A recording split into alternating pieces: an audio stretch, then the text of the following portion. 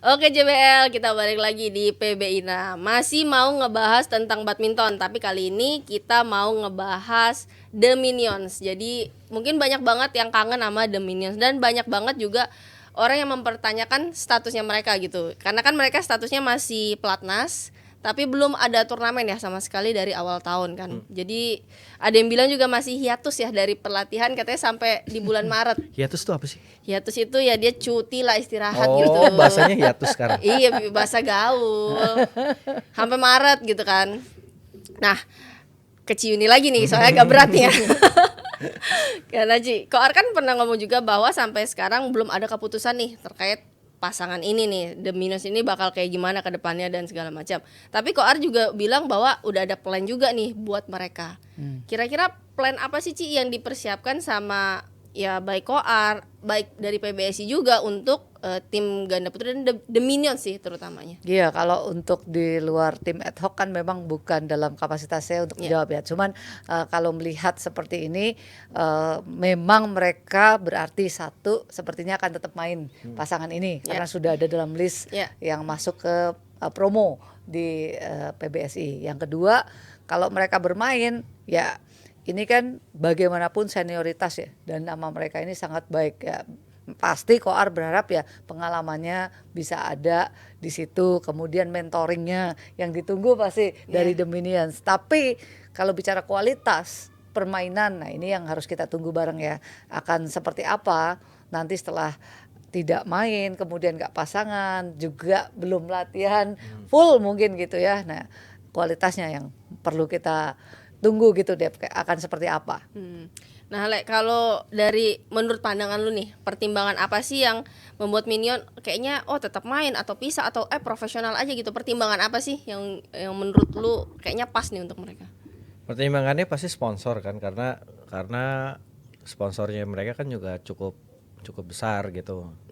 Ya tapi kan ya kita nggak tahu gimana ke depannya, masih ya sampai ke Koar pun masih belum bisa memutuskan gimana sih The Minions masa depannya. Ya jadi ya kita harus tunggu gimana ke depannya, karena sebenarnya sayang kalau sampai pisah, karena kalau pisah pun harus ngulang lagi dari awal. Nah sekarang dengan adanya kalau Minions ada lagi balik gitu, tapi juga harus dari bawah lagi, ulang lagi dari bawah. Gimana secara mental masih mau fight nggak gitu. Kalau dari gue sih itu. Kalau tadi kan lo nyinggung masalah sponsor juga ya. Maksudnya apakah mungkin memang mereka masih ada perjanjian sama sponsor, atau mereka kan sebenarnya bisa dibilang ikonnya dari brand mereka juga gitu. Apa itu juga jadi pertimbangan? Ya pasti pertimbangan ya iyalah, kalau sponsor, kalau di luar kan belum tentu bisa dapat yang sebesar itu juga, karena apalagi kalau split, karena The Minions ya Kevin Gideon, bukan Kevinnya, bukan Gideonnya gitu. Jadi kalau menurut gue sih kalau untuk komersial harusnya masih berdua. Kalau gue ngelihatnya sih gitu. Karena memang The Minions itu udah jadi icon banget ya. Kayaknya apapun yang mereka pakai tuh habis gitu di pasarannya nggak sih? Iya, iyalah. Tapi ya kalau dari segi sponsor oke lah. Tapi saya ngelihatnya justru mereka ini sosok yang masih dibutuhkan dalam perbulu tangkisan Indonesia gitu ya. Artinya kalau mereka itu menjadi idolanya anak-anak, itu masih sampai sekarang. Jadi kita butuh sosok seperti itu untuk orang itu memutuskan main badminton biar kayak Minions gitu ya. Maksudnya mereka masih ada Minions itu di dalam top of mind mereka. Meskipun mungkin secara performa bukan yang nomor satu lagi gitu ya, tapi itu ada kegunaannya untuk circle pertumbuhan bulu tangkis. Baratnya tuh mau ngambil sosok siapa nih sekarang gitu kan. Nah The Minions salah satu yang masih terus diomong sama anak-anak itu, bahwa itulah dream mereka suatu saat jadi yang nomor satu. Cukup lama soalnya mereka tuh jadi 5 tahun ya. nomor satu dunia. Dan menurut gue juga ini Dep, dan di sektor ganda putranya juga sangat berpengaruh gitu, karena The Minions kan salah satu, terutama Sinyo mungkin ya lebih senior, dan kalau misalnya nggak ada gitu, The Daddies misalnya juga kita udah senior juga, maksudnya nggak bisa sepanjang apa lagi sih gitu, paling nggak mungkin 5 tahun 6 tahun. Kalau The Minions pun nggak ada, takutnya tuh nggak ada sosok gitu loh kayak ganda campuran. Ganda campuran kan di masa transisi itu yang agak susah. Wah itu ada Jordan, ditinggal Jordan, sekarang Rinov yang maksudnya tiba-tiba dapat beban yang besar kan. Ya mungkin ya semoga sih siap regenerasinya, tapi kan banyak juga yang nggak siap dengan pressure yang besar, tuntutannya besar. Karena ya masih ada Demian sini lah senior yang bisa bimbing junior-juniornya gitu. Nah, tapi saya sebenarnya ada sedikit penasaran nih, Ci. Tentang kan masa hiatus gitu ya. Jadi kan kayak cuti sebenarnya, Ci ya. Sebenarnya saya baru pertama kali dengar bahwa ada atlet yang memutuskan untuk hiatus nih untuk jeda sementara dan di-oke ini oleh asosiasi gitu. Maksudnya baru tahu gitu. Nah, kalau berkaca dari senior-senior dulu gitu loh, Ci. Pernah nggak sih ada yang ngambil keputusan, oh gue hiatus dulu deh, gue istirahat dulu. Dan kalau iya penyebabnya tuh apa? Dan emang boleh Ci kalau zaman dulu di gue cuti dulu deh gitu. Ini kalau Minions nih special case. Biasanya kalau orang cuti mah udah selesai karirnya gitu ya. Atau dia memang main untuk hobi aja. Jadi maksudnya main untuk bukan ke jalur prestasi ya. Tapi kalau ini kan namanya masih ada, tapi orangnya belum ada, berhenti dulu sementara gitu ya, tapi masih mau main lagi. Nah ini yang tidak pernah terjadi. Biasanya kami semua nih kalau masih main ya nggak pernah cuti, karena kan kita lagi chasing sesuatu ya, entah itu ranking, entah itu gelar gitu. Tapi kalau mereka ini beda loh, maksudnya semua tuh udah di nomor 1 dunianya udah pernah gitu ya, dan mereka kini cuti tapi mereka masih punya kemampuan untuk jadi pemain ya, salah satu pemain andalan Indonesia gitu. Jadi memang statusnya complicated. Tapi kalau bicara kenapa mereka tidak bermain di jalur profesional, ini juga menurut saya juga pilihan mereka gitu. Artinya kan sebenarnya kalau jalur profesional atau tidak, selama mereka latihan di PBSI itu kan sama aja. Yang membedakan adalah paling pemberangkatan kejuaraannya tidak diatur oleh federasi, tapi mereka sendiri yang nentuin berdasarkan ya sponsor gitu ya. Gitu ya, Le. Kalau biasanya profesional ya. Ya gitu. Nah, Ada Dep yang kayak gitu. Lindan. Ya, Lindan itu. Nah, kan sama. Ya, yang special case ya. Iya. Tapi special case-nya kalau Lindan tuh spesial banget. Jadi kalau dia mie itu pakai telurnya 2 ibaratnya. Dia udah Olimpik, udah semua gelar udah dia dapat gitu. Tapi kalau memang kita bandingkan sama The Minions, bukannya The Minions nggak bagus, mereka juga nomor 1 dunia, juara-juara. Tapi kan untuk dapat kayak yang title seperti Olimpik, kejuaraan dunia itu belum sebenarnya. Jadi kita nggak bisa samain sama case-nya Lindan nggak sih seharusnya? Kalau wise-nya. Iya sih, tapi mungkin kalau di Indonesia ya sekarang ada Hendra masih. Zaman The Minions yang bisa kayak gitu. Dah Hendra kan udah nggak di pelatnas. Berarti dia pencetus ya. Pencetus. Nah, berarti nih kalau ada pencetus seperti ini, udah kejadian nih Ci, udah ada hiatus nih, udah ada wah gue bisa ambil cuti. Berarti bisa dong nanti para pemain-pemain wanita yang udah gue hamil dulu, habis itu gue lahiran, gue cuti, gue main lagi. Itu gimana tuh Ci? Kayaknya kok akan jarang terjadi ya, karena baru saya mau daftar loh Ci. Iya, bayangin maksudnya pemainnya sendiri biasanya nggak mau sih ya untuk dalam masa cuti itu nggak enak, balikinnya setengah mati juga Dep. Maksudnya ketika mau main lagi gitu kan ya. Nah ini memang masih pertanyaan besar ya, kalau cuti seperti itu berat loh, balik ke titik untuk mau mulai itu kan juga butuh banyak ya yang harus dibenain. Ya itu juga ada konsekuensinya cuti tadi ya. Rasanya sih kalau pemain-pemain lain ya nggak cuti lah ya, maksudnya nggak dikasih ya Ci ya maksudnya. Dan pemainnya sendiri mungkin juga keberatan ya kalau ya kayak cedera aja kan, sama kan, mau balik lagi susah gitu. Padahal itu cedera ya. Iya. Nah kalau ini kan ibarat kalau kita sekolah libur panjang tuh ya, terus langsung Senin masuk lagi. Seberat apa sih lu mulai lagi dari angka 0? Berat, apalagi ya dengan level yang turnamennya Super 1000 atau kejuaraan dunia atau yang lain, itu berat banget.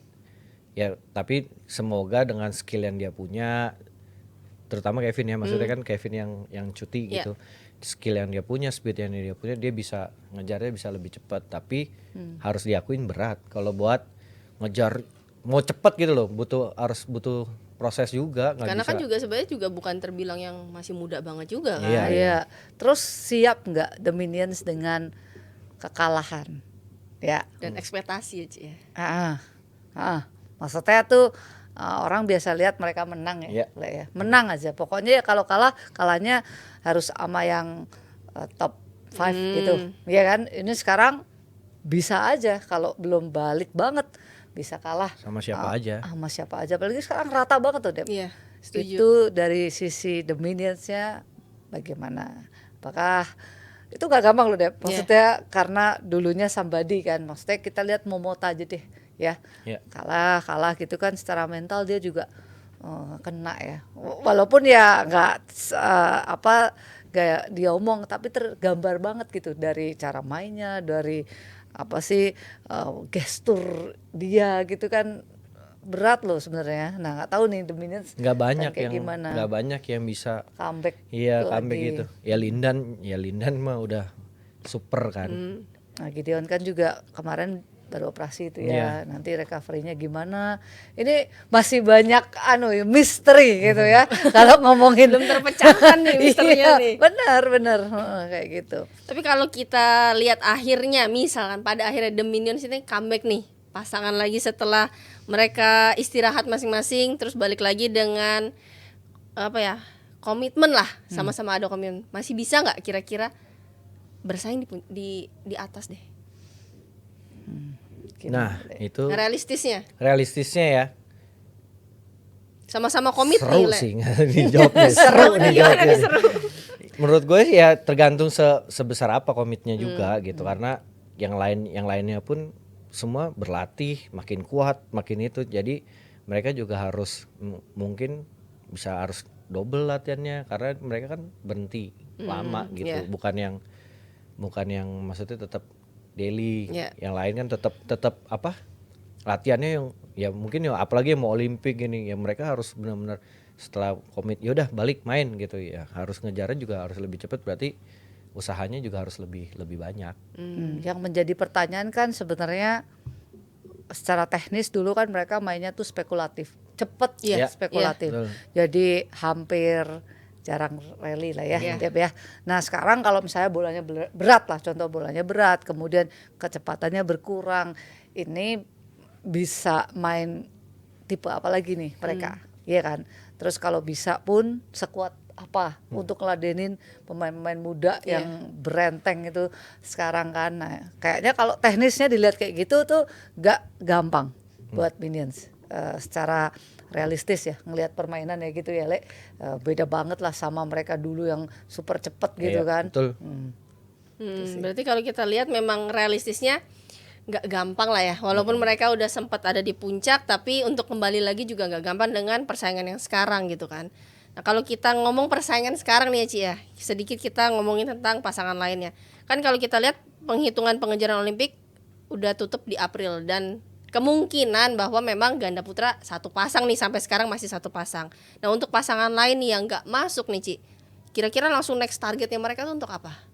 Ya berarti kan next targetnya ranking di tahun depan akan seperti apa kan. Tapi saya melihat bahaya Olimpik itu adalah ngedown nggak sampai mana kalau mereka nggak masuk kan. Kalau udah down gitu naikinnya setengah mati loh. Spirit ya, ngomongin spirit bukan masalahnya tenaga atau kayak gimana. Ingat nggak Momota tuh kalah ya sama pemain Korea ya. Itu Babak langsung dia pembawa benderanya ya, masalahnya juga ya. Nah itu langsung ngedropnya tuh luar biasa. Nah saya sih ngelihatnya harusnya sih kayak misalnya Bakri atau Leo Daniel, karirnya kan masih panjang ya, masih menurutku muda. ya harusnya mereka akan oke sih. Justru harusnya jadi motivasi baru ya untuk mereka bisa masuk lah the nextnya Olimpiade yang akan datang. Nah kalau kita lihat udah dalam persiapan mereka juga, Le, apa sih yang harus disiapkan lagi supaya ya optimal lah, maksimal gitu? Ya kalau menurut gue kalau sekarang teknik udah maksudnya emang udah papan atas lah mereka tuh. Yang harus dipersiapkan secara itu mental sama kondisi mereka gitu. Karena ini kan udah injury time juga harus benar-benar disiapin. Iya gitu. Nah berarti persiapannya belinya di Rifai Sport. Nah ya belinya di Rifai Sport. Nanti jam 21.30 ada live TikTok Jebret Media bersama Rifai Sport di TikToknya Jebret Media. Nah itu berarti jangan lupa ya, intinya itu Rifai Sport. Iya. Enggak, ini tadi kita lagi ngobrol yang lain. Ini, aduh ini mengganggu nih di belakang nih, bikin ketawa nih. Oke, jadi jangan lupa kalau equipment tetap belinya di Revise Pot. Oke, jangan kemana-mana, kita akan balik lagi dengan pembahasan lainnya.